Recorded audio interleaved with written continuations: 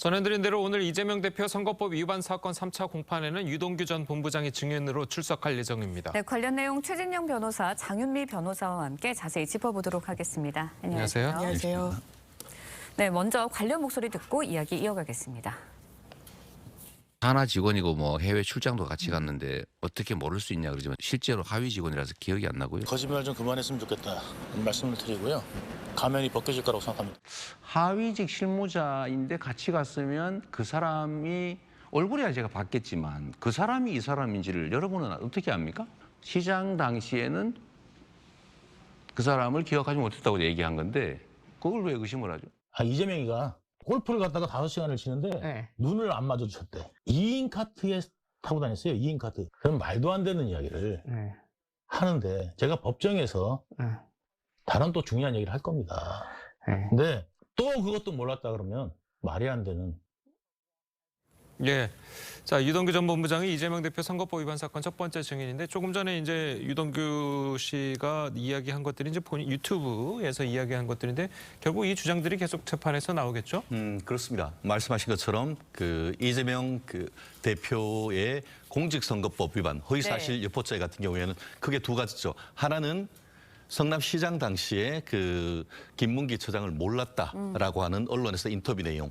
또 하나는 이제 그 백현동 이른바 옹벽 아파트와 관련된 사건에서 이제 그 종상향해 주는 과정에서 국토부로서의 압력이 있었다라고 하는 그 두 가지가 이제 기소가 돼 있는데 그 중에 오늘 말씀하신 것처럼 그 유동규 씨가 나와서 할 것은 전자인 이제 김문기 씨를 과연 알았는지 여부인데요. 예. 관련된 핵심이 성남시장 당시에 한 10박 11일 입정으로 호주 등에 대한 이 출장을 했고 그 당시에 2명이 타는 그 골프 카트를 김문기 씨가 운전을 했고 그 옆에 타서 이재명 그 성남시장과 18홀 라운딩을 했었는데 그걸 어떻게 모를 수가 있느냐라고 얘기를 하고 있고요. 나아가서 오늘 또 다른 어떤 의혹을 제기하겠다라는 얘기를 하고 있는데 지금 기존에 유튜브에서 나왔는 내용 등을 종합해 보면은 단순히 그때에 골프를 친 것뿐만 아니고 그 당시에 본인 수행 비서 그리고 또 김문기 씨와 함께 이재명 성남시장이 요트를 타고 바다 낚시까지 했다라는 그런 어떤 증언을 지금 예고를 하고 있습니다. 그렇기 때문에 그 정도의 상당히 긴 시간을 가지고 개인적인 어떤 활동을 했다 할 경우에는 우리가 상식적으로 그 정도에 가까운 사람을 모른다는 것이 말이 되느냐 이 부분에 대한 것이 오늘 그 증언의 핵심이 될 것 같은데요. 아마 그 이 부분에 대한 그 공직선거법 위반 사건은 재판이 그렇게 길지는 않을 것 같습니다. 알겠습니다. 오늘 법정에서 어떤 증언이 나올지 좀 관심이 쏠리고 있는데 일단 이재명 대표 측 지난 재판에서 이 대표가 김문기 전 처장과 함께 찍은 사진과 영상을 보면 두 사람이 한 번도 눈을 마주친 사진이 없다. 그렇기 때문에 몰랐다는 수도 있다라는 주장을 펼치고 있거든요. 재판부에서도 이거를 그렇게 받아들일 수 있나요? 어떠십니까? 사실 변호인으로서는 이런 주장을 해볼 수는 있죠. 그런데 유효한 변론 전략으로 끝까지 밀어붙이기는 어려울 겁니다. 왜냐하면 뭐 사진, 영상, 호주에서 상당히 장기간을 같이 한 건 맞아요. 그런데 사진 속에서 그렇다면 눈을 마주치고 사진을 찍거나 영상 속에서 그런 부분이 있는 게 오히려 이런 출장 사진에선 더 이례적일 겁니다. 그래서 눈 마주친 사진이 없으니 몰랐다. 이렇게 바로 등식이 성립해 보이진 않고요. 오히려 다른 부분들. 그러니까 일단 그 발언 자체를 뜯어보면 단서를 좀 답니다. 이재명 대표가. 성남시장 재직 당시에는 그 이후에는 또 알았다는 취지로 이야기를 하거든요. 그렇다면 그 말이 완전히 허위라고 볼 수 있을 것인가. 또 이 발언을 한 그 맥락, 그러니까 방송, 토론 중에 이게 인터뷰 중에 직문즉답식으로 오간 문답 아니겠습니까? 그렇다면 이 대법원 판례에 따르더라도 뭔가 숨 쉴 공간 그리고 어떤 여유를 줘야 된다는 취지로 또 판시를 하고 있기 때문에 이런 법리적인 다툼이 궁극에는 좀 격돌이 될 것 같습니다.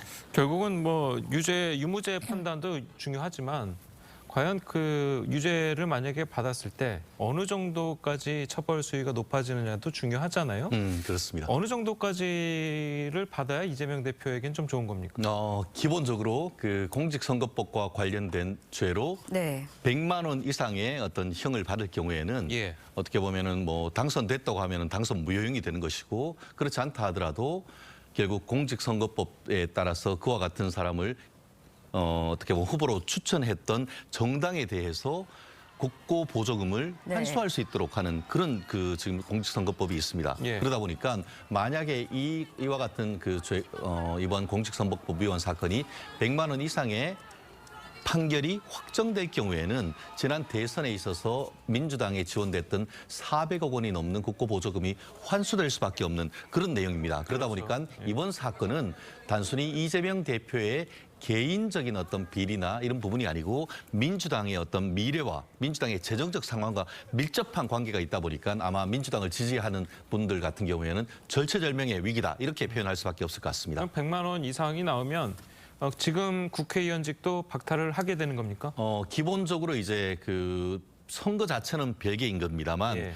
공선법 위반으로 이제 그 100만 원 이상 할 경우에는 공직선거과 관련해 가지고 자격이 그 상실되는 그런 예. 부분이 있어서 결국 제가 하는 그 국회의원 자격 또한 앞으로 유지되기 어려운 점이 있기 때문에 본인으로서는 앞에 있는 다른 뭐 지금 대장동이나 다른 어떤 사건은 뭐 징역이나 뭐 이런 그 개인의 신상의 문제이지만 지금 이번 사건 같은 경우에는 본인 개인의 공직자로서의 현재와 미래 그리고 나아가서 민주당에 미칠 영향이 지대하기 때문에 네. 오히려 훨씬 더 중요한 그런 재판이라고 평가하는 것이 맞을 것 같습니다. 그럼 이재명 대표 입장에서는 100만 원 이하로 나오는 게 민주당이 그 400억 원을 반환하지 않아도 되고 본인도 이제 계속해서 국회의원직과 당대표직을 유지할 수 있기 때문에 뭐 유죄가 나오더라도 100만 원 이하로 나오는 게 가장 좋겠네요. 그렇습니다. 결국 그렇기 때문에 과연 계속 이렇게 어떻게 보면 예. 모든 것이 뭐 헌법상 이제 불리한 진술을 거부할 수가 있고 어떻게 보면 본인한테 불리한 진술을 거부할 권리는 있습니다만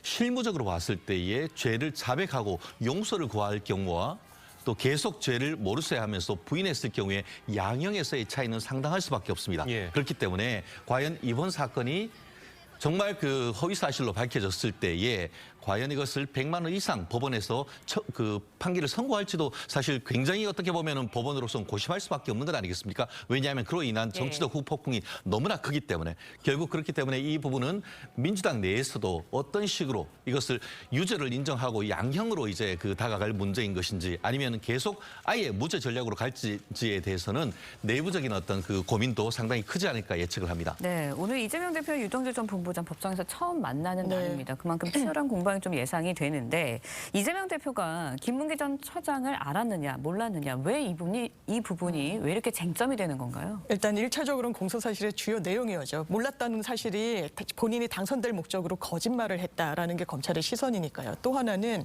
더 대장동 수사의 윗선으로 올라가는 하나의 좀 단서가 될 수 있기 때문이라고 보는 것 같습니다.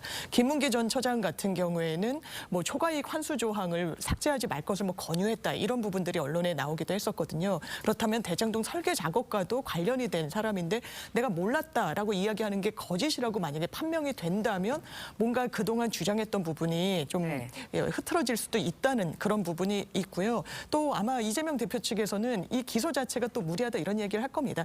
공직선거법상 허위사실 공표죄는 그동안 뭐 재산을 누락했달지 네. 아니면 학벌을 뭐 가짜로 썼달지 이런 부분 아주 객관적으로 용이하게 확인될 수 있는 부분들을 기소해 왔던데 이런 내심의 의사와 관련해서 사실 진단하기가 쉽지가 않습니다. 그런 부분이 뭐 정치적 수사다 이런 공방을 주고받을 것으로 보입니다. 알겠습니다.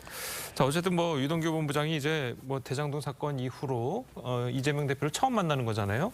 그동안 뭐 외부에서는 계속해서 뭐 등을 돌리면서 뭐 강한 발언도 하고 비판도 많이 하고 했는데 재판정에서 이재명 대표와 유동규 전 본부장이 언쟁을 벌일 가능성은 있습니까? 어떻습니까? 저는 개인적으로 이재명 대표의 태도를 보고 재판장님이 유무죄의 심증을 가질 가능성이 저는 크다고 봅니다. 예. 무슨 말씀이냐면은 보통 무죄를 다투는 사람 같은 경우에는 억울하기 때문에 자기한테 불리한 증언을 하는 사람한테 대해서 재판장님한테 제가 직접 물어볼 수 있도록 허락해달라라고 해서 질문하는 케이스가 적지 않습니다. 특히 이번 같은 경우에는 진실 공방이 일어나고 있지 않습니까? 그런데 과연 이재명 대표가 그런 식으로 나아갈 것인지 아니면은 적어도 지금까지인 것처럼 다른 어떤 그 인정신문 본인이 예. 뭐 주소가 어떻고 인적 사항이 어떤 거 외에는 완전히 입을 닫고 있지 않습니까?